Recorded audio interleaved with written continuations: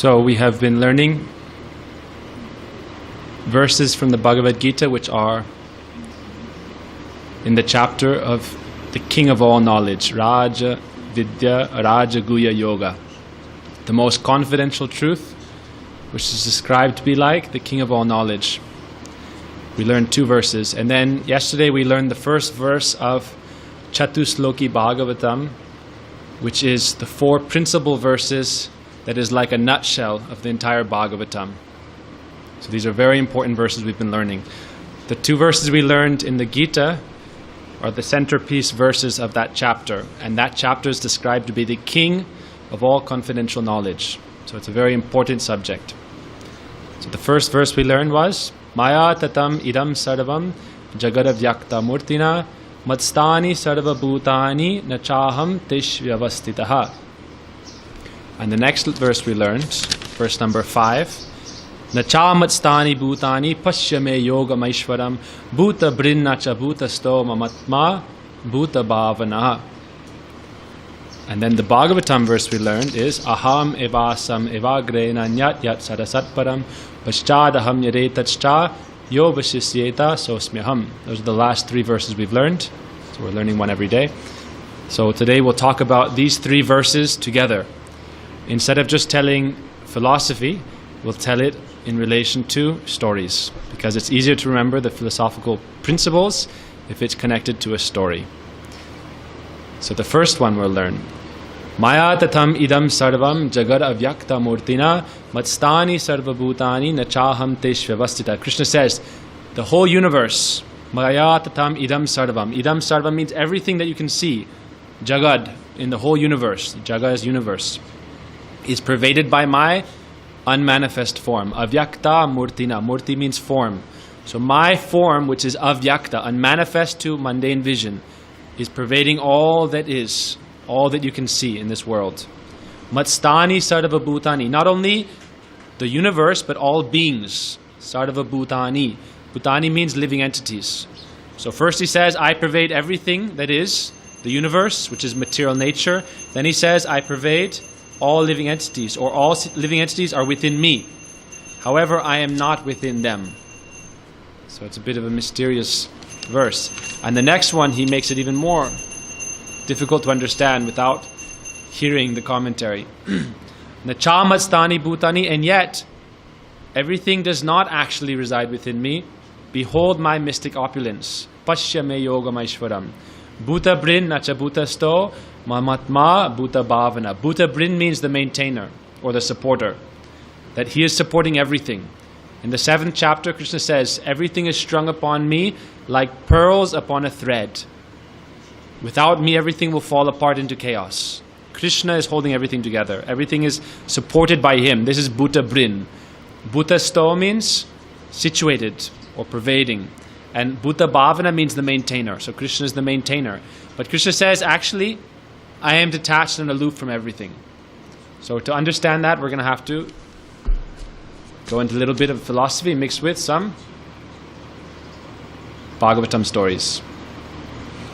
And that leads us to the 4 verses of the Bhagavatam we've been learning, which are like a nutshell.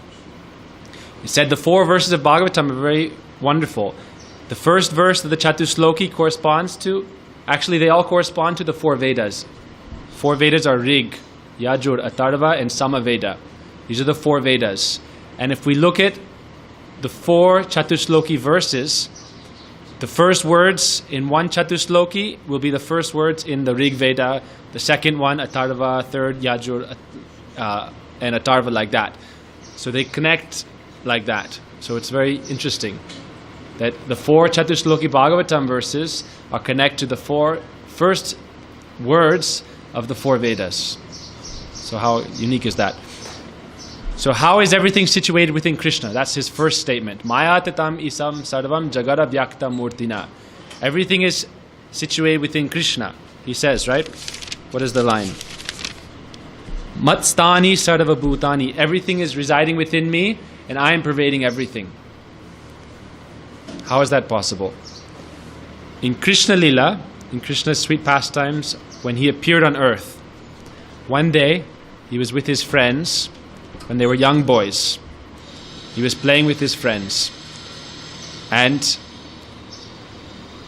the Sakas, the cowherd boys, went and complained to Mother Yashoda, Krishna's mother, Krishna has eaten dirt. And so Mother Yashoda came and she said, "Oh Krishna, you ate dirt." She was very worried for her Kanaya. Krishna said, "No, I did not eat any dirt." He said, "No, she didn't believe you. Oh, Baladev also said you ate dirt. Your brother said, and all the other boys said you ate." He said, "I didn't eat any dirt." So she said, "Okay, open your mouth." So Krishna at that time opened his mouth, and then as soon as he opened her mouth, Yashoda saw in great wonder all the different universes, not only one universe. We're in one universe. And it said each universe is described to be like a glowing golden egg. And there are different layers, the material elements, the subtle elements are like the layers of the shell of the egg, and then inside that egg, there are all the different planets, and all the different planets, all the different living entities living there. And then there's innumerable universes, not just one. So we are within one universe, and one universe has a specific diameter from one side to the other side of the universe. It's measured, and the Vedas describe the measurements. So like the universe we are within, it's described how many yojanas. A yojana is 8 miles. So how many yojanas across the universe is. And it's described to be in a spherical shape like an egg.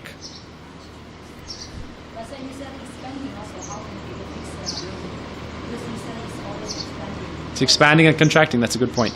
So it comes to a certain point, and then it also withdraws back within Lord Vishnu. So the point is that Mother Yashoda saw within Krishna's mouth. Krishna opened his mouth, and she saw not only one universe, but she saw millions and millions of universes of different sizes and shapes. And then she saw more closely within his mouth the same universe, not only the same universe, but the same earth planet. Within earth, Braj. Within Braj, Krishna and the boys and herself. And she saw herself looking in Krishna's mouth. And then she became completely astounded. Her mind was blown. But it said because of her love for Krishna, she did not think, "Oh, Krishna must be God." She thought this must be some hallucination, or some spirit must have possessed him. And so she called the Brahmins, and they performed some purificatory rites. It said that they took cow urine and cow dung and smeared it on Krishna and gave him a bath with cow urine, and then did some mantras to protect him. She said, "Oh, my Lala, my Krishna may be disturbed by some ghosts, so let me protect him with cow dung and cow urine." It said all ghosts flee from that. So in the commentary to this sloka, Vishwanath Chakravarti Thakur says that devotees who are in the mood of dasya, servitude towards Krishna, they are curious about Krishna's opulence and how he is pervading the entire universe and how everything is expanding from him.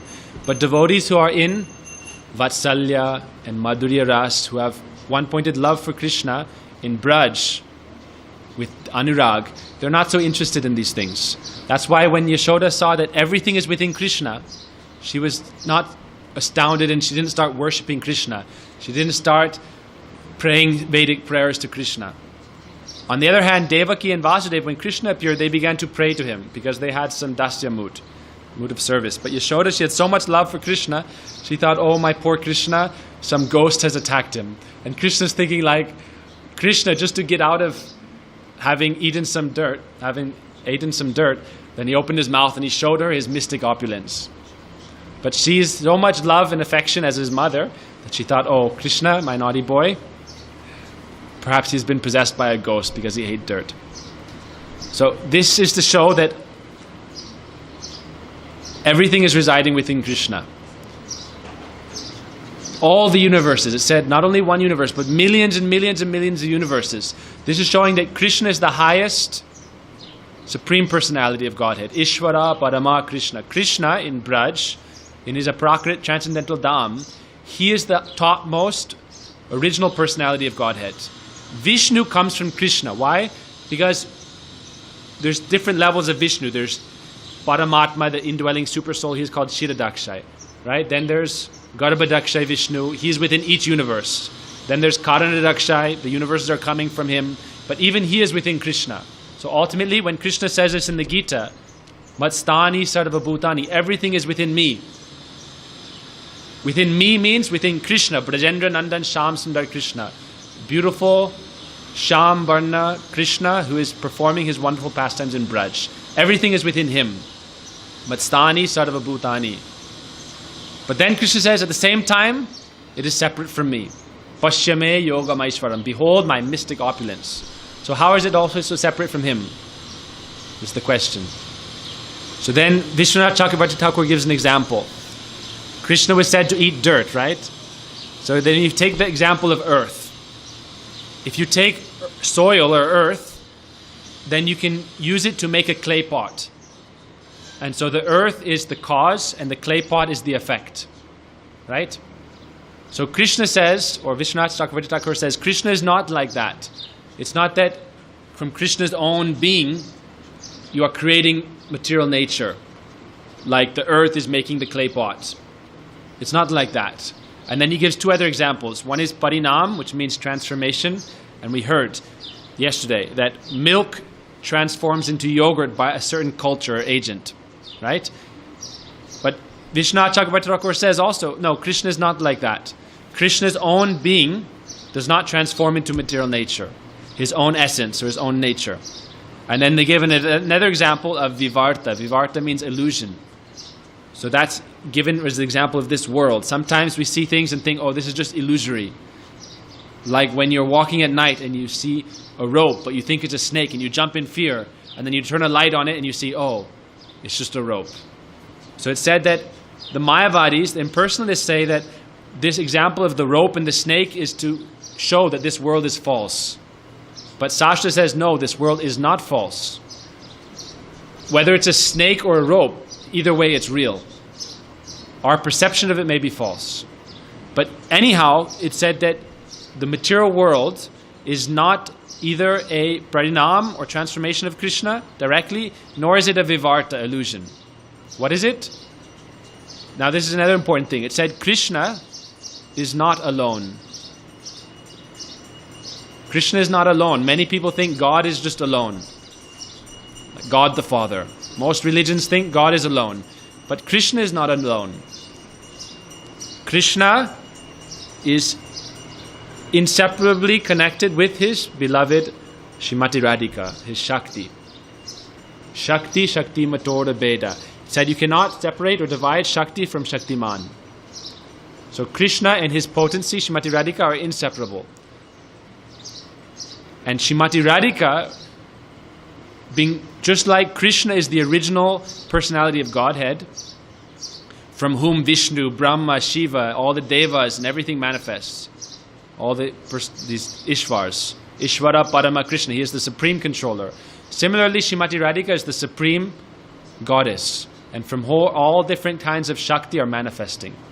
So Krishna, according to Mahaprabhu and our Achintya Beda Beda Tattva that we're studying, Krishna does not directly expand, he expands through his Shakti, Srimati Radhika. So Srimati Radhika, through the different levels of her Shakti, potency, manifests as material nature and as the living entities. She is Swarup Shakti, the original divine potency.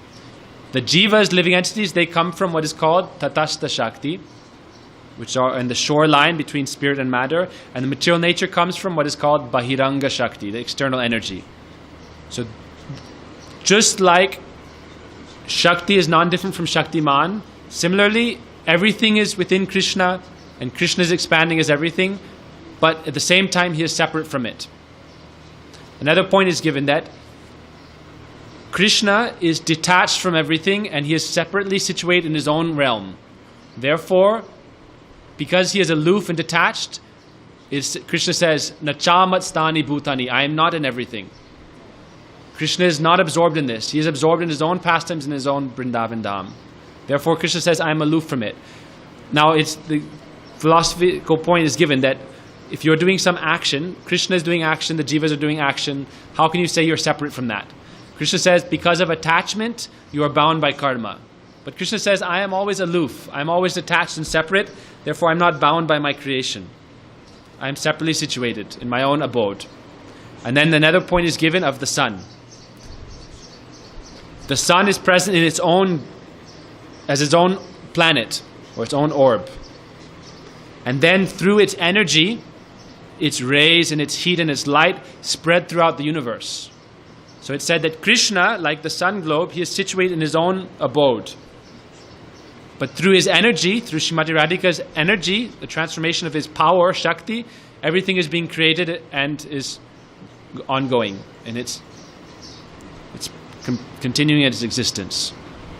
So the sun, just the Surya Mandal, means the sun globe itself, is like Krishna. And it said in that way, even though Krishna is pervading into everything, Krishna is all pervading through his energy.